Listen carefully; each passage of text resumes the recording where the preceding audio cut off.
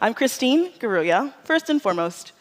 Secondly, I'm a Kenyan. I'm a citizen of one of those awesome 54 countries. So I grew up there, and I have two Kenyan parents who I love dearly, who might be watching. Hi, Mom and Dad.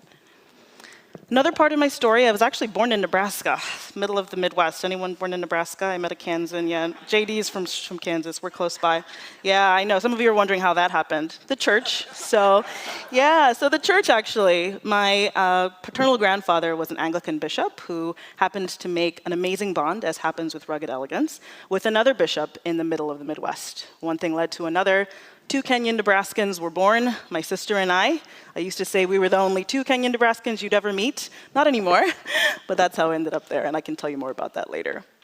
But I'm also a physician, like Allison said. So I work in the ER, I see patients a few times a month, and it really keeps me grounded and set to my mission that I'm going to be talking about with you today.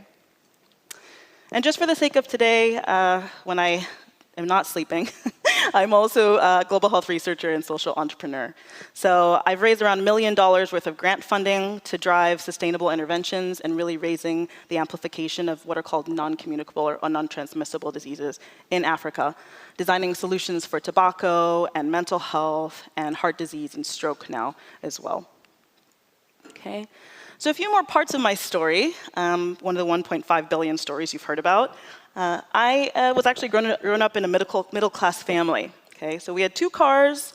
I had humble parents, parents from humble beginning, and they worked super hard just to make sure, like many of you parents in the room, we would have a better experience today. So we went to private school. That's my sister Catherine and I up there judging our sports day for the day. And I really had a wonderful full childhood, so I didn't want for much, quite honestly. I also, like many young kids around here, wore my hair straight.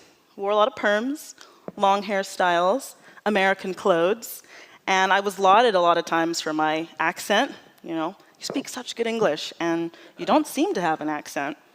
And by and large, as a kid, I thought that those were great things. I actually welcomed them as awesome compliments.